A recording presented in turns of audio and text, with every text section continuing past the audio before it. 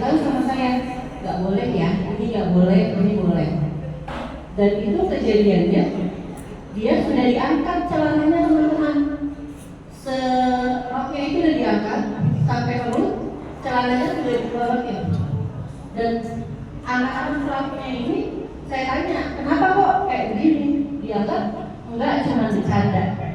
Padahal itu salah satu pelecehan yang teman-teman nggak bisa dan nggak boleh, apalagi dilakukan oleh lawan jenis.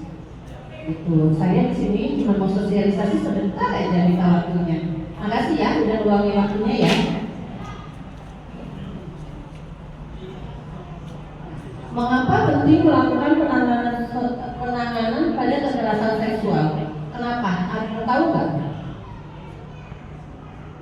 Nah, kenapa sih ini dilakukan untuk penanganannya itu memberi dukungan kepada korban? Karena selama ini korban itu merasa sendiri. Saya pribadi sebagai orang tua juga merasa tidak ada perlindungan untuk korban. Saya selaku korban, orang tua, saya sudah melaporkan dari tingkat polres sampai ke puskesmas, tidak ada penanganan lebih lanjut lagi teman-teman. Jadi kalau bukan kita pribadi yang menjaga diri kita, orang lain tidak akan bisa. Gitu. Nah, mencegah trauma dan kepanjangan pada korban. Kenapa sih dicegah traumanya ini? Nah, anak saya yang usia 4 tahun itu, kalau ketemu orang baru, apalagi lawan jenis, dia selalu menutup bagian kemaluannya sambil bicara begini, "Mama, aku takut." Karena memang itu kejadian sama dia. Itu trauma healingnya lama banget, nggak bisa sehari, 2 hari, 3 hari, nggak bisa. Dan saya minta dia untuk bicara sama saya aja, saya mesti ngajak dia jalan-jalan, mesti ngajak dia belanja, biar dia ngomong apa yang terjadi, karena dia takut. Gitu. Nah, mendorong keadilan dan pertanggungjawaban pada pelaku. Si pelaku ini malah menganggapnya apa? Enggak kok, biasa aja. Biasa aja, orang aku lagi bercanda, aku nggak ngapa-ngapain. Nah, mungkin di sini juga ada beberapa mungkin, tapi jangan sampai ya. Misalnya kayak pegang-pegang area vital atau dorong-dorongan, kesentuh sengaja. Sorry ya, gue bercanda. Kalau bisa dihindari, jangan, karena traumanya itu berkepanjangan. Itu. Nah, mengubah sikap dan budaya yang mendukung kekerasan pada seksual. Nah, yang saya bilang tadi, orang aku bercanda kok, aku nggak ngapa-ngapain, aku bercanda, emang anaknya yang pengen gitu. Nggak bisa, karena di sebagian besar lingkungan menganggap itu wajar, menganggap itu kayak permainan aja gitu. Ya udahlah, wajar, dan ada beberapa orang tua juga yang menganggap itu normal gitu. Nah, meningkatkan kesadaran dan pendidikan masyarakat tentang kekerasan seksual. Nah, ini tuh kita tingkatkan lagi, kita waspadakan lagi, kayak di tempat-tempat umum, dimanapun kita berada, kita mesti waspada lagi bahwa kekerasan seksual itu dianggapnya wajar. Gitu. Dampak kekerasan seksual, dampaknya itu pada korban fisik. Nah, kalau dari fisik, kalau yang udah parah banget, mungkin kayak mengarah-mengarah yang lebih dari cuma menyentuh, dia bisa memar, luka, lebih sering sakit, gangguan pencernaan dan sebagainya. Nah, dampak sosial dan dampak psikologisnya itu, yang tadi saya bilang, anak saya setiap ketemu orang baru, dia selalu ngomong apa? "Mama, Dede takut. Mama, Dede takut." Karena memang trauma. Dan itu kejadiannya anak umur 4 tahun, satu orang dihadang sama anak umur 8 sampai 10 tahun. Berapa orang tahu nggak? 8 orang.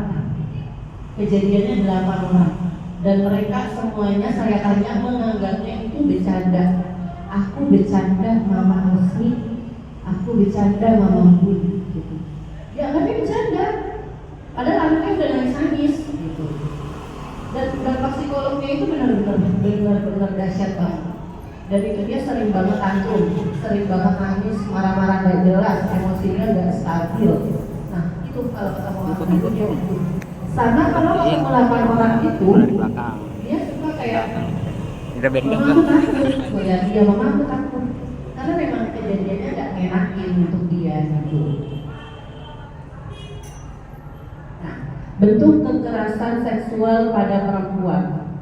Nah, versi Permendikbud.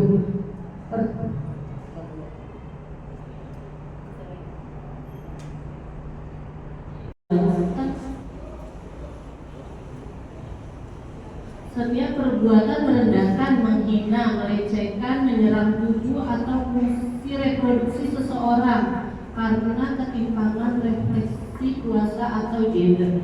Jadi sentuhan yang bersentuhan antara lawan jenis, kalau kayak perempuan yang lebih menonjol, yang lebih sering terkena dampaknya, yang lebih sering kena bahwa pegang-pegang itu udah termasuk kekerasan ya teman-teman ya. Sama sekarang itu lagi ada eranya yang anak-anak sekarang kalau dipanggil hai cewek-cewek sama cowok, hai iya mesti gitu. Padahal itu juga salah satu bentuk pelecehan teman-teman. Kayak ih cantik banget sih kamu, hai baby.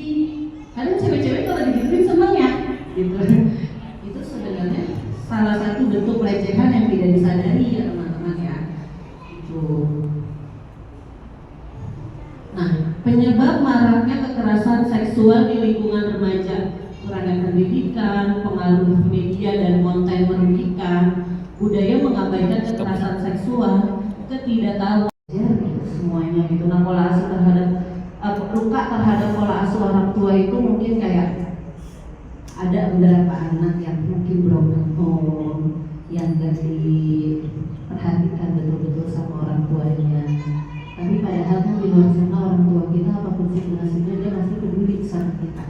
Cuma namanya anak ngerasa orang tuanya gak peduli gitu.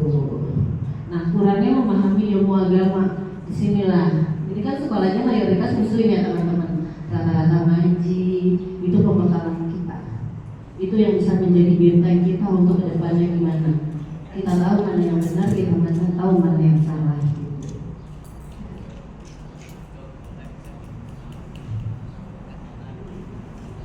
Gitu ya. Nah, terus peningkatan kesadaran. Yuk kita sadar, yuk kita sama-sama cegah. Salah satunya itu kita jangan pakai baju-baju seksi. Kalau ada kayaknya, hai baby, hai cantik, apa sih jangan jadi itu. Kemarin kalau ada yang melihat debat bupati itu ya, salah satu pendukungnya itu kelingkat ke moderator. Dan itu setelah acara moderatornya marah. Saya tahu kamu kelingkat ke saya, kamu sadar gak itu salah satu bentuk kekerasan terhadap saya. Padahal dia cuma ngomongin, oke baby, dan dia gak suka digituin. Dia kiranya itu salah satu bentuk pelecehan dia.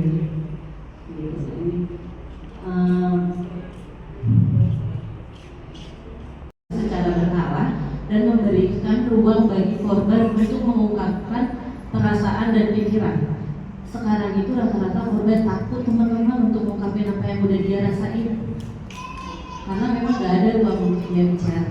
Salah satunya saya sampai saat ini, sampai detik ini masih memperjuangkan hak anak saya untuk dapat berbicara, untuk bisa memperjuangkan untuk dapat bimbingan psikologis buat dia gak trauma, karena traumanya itu masih berkepanjangan. Nah, melibatkan lembaga-lembaga terkait seperti LSM, pemerintah, dan lembaga perlindungan lainnya. Kolaborasi yang baik antar lembaga dapat mempercepat proses penanganan kasus yang memberikan perlindungan lebih baik bagi korban. Dan ini kolaborasi ini antara lembaga pemerintahan ini sulit teman-teman. Saya dari tingkat polsek dioper ke Polres, dari Polres saya disuruh ketemu ke anggota Polwan, ke P3A. P3A itu untuk perempuan anak yang dapat diskriminasi pelecehan. Tapi setelah itu saya nggak berhenti di sini teman-teman. Saya dioper lagi ke tingkat kecamatan. Saya disuruh ketemu di P2A, yaitu di mana? Kayak di RPTRA itu kalau di Jakarta banyak ya teman-teman. Nah itu dia ada lembaga-lembaganya. Tapi sulit banget teman-teman untuk nemuinnya. Cuma dijanjiin sampai sekarang. Makanya lebih baik kita yang menjaga. Kalau kita sudah menjaga tapi masih digituin, ya berarti orang yang melakukannya yang tidak punya ilmunya. Gitu. Nah, bagaimana penanganannya? Nah, yang ini yang saya tadi jelasin. Kita langsung lapor aja ke Satpa 129. Kalau memang kita berani, kita langsung datang aja ke Polsek, ke Polres. Kalau misalnya mereka minta visum lakukan, karena kita butuh penanganannya yang benar-benar ya teman-teman ya. Anak, kenapa saya sulit untuk memperjuangkan hak anak saya? Karena pelakunya anak-anak. Anak-anak tidak bisa dihukum katanya. Gak bisa bu, anak-anak gak bisa dihukum. Kan dia juga belum tahu. Tapi kejadiannya gak sekali dua kali teman-teman. Kalau kejadiannya satu kali oke, dia belum tahu. Tapi kalau 2-3 kali, namanya dia sengaja. Dan itu sudah berkepanjangan. Tapi tetap gak bisa dihukum anaknya. Paling anaknya nanti ketemu psikolog lagi untuk diterapi lagi si pelakunya. Ketemu psikolog itu. Semuanya nanti ada lagi. Nah, tergantung dari segi mana kekerasannya. Dilihatnya dari ringan, sedang, sama berat tadi. Itu.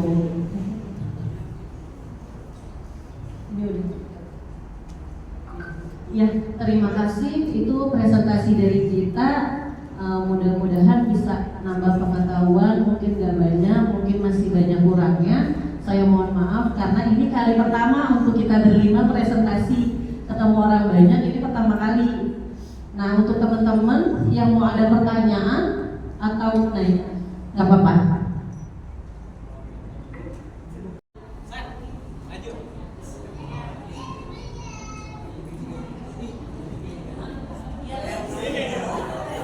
Assalamualaikum warahmatullahi wabarakatuh. Perkenalkan, nama saya Lina Deswita dari kelas 12 TKJ. Saya izin bertanya kakak-kakak. Mungkin ini di luar, mungkin sedikit, tapi ada nyambungnya. Nah, saya ada makanya Pak, ada banyak ya Pak malahan ya tentang umur legal untuk berpacaran, yakni kan 18 tahun ke atas. Banyak juga usia 20 tahunan berpacaran dengan usia yang belum legal. Dengan pola pikir orang yang sudah legal dan belum legal untuk berpacaran saja sudah beda. Dengan orang yang belum legal itu kan belum tahu apa gimana kayak pola pikirnya. Nah, sedangkan yang sudah legal itu dia umur 18 tahun ke atas mempengaruhi usia yang di bawahnya karena usia segitu usia gampang mempengaruhi ya Kak. Dia ngajarin pacarnya tuh bahwa itu tuh biasa aja, kalau itu tuh boleh gitu ya. Terus nah itu sih Kak, saya mau nanya buat kakak gimana itu tentang pertanyaan saya. Oke, terima kasih. Ini konteksnya berbicara pacaran dengan yang legal dan tidak legal. Artinya kalau kata kita, kalau yang cewek sama om ya, sama gadun gitu ya.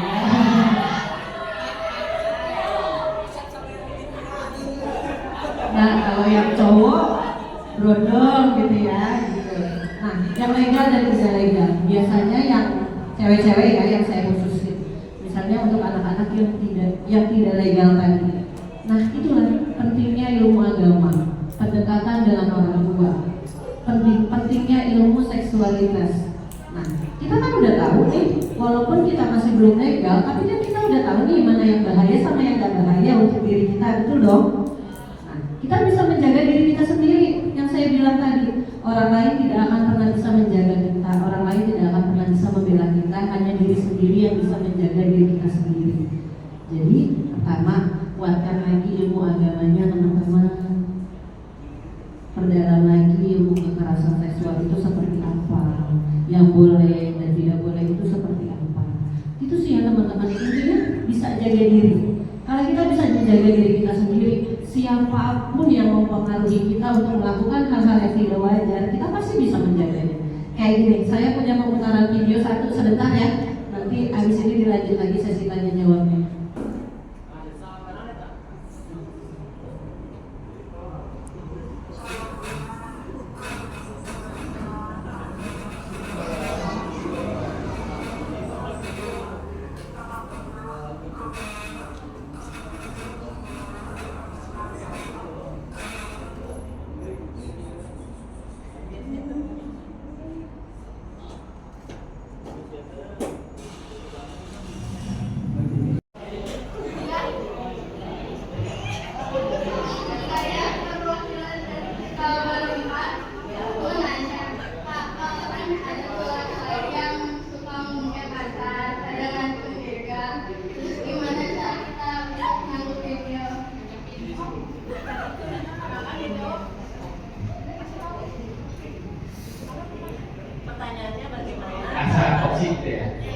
Bang, saya nggak usah. Kalau toksik itu nggak usah. Cari maksudnya yang bisa sebagai skema kita. Ini soal itu saya udah Banyak teman misalnya kayak misalnya sama teman satu kelas ngomong bahasa binatang. Ini dalam penanganan. Ya, itu gimana kita caranya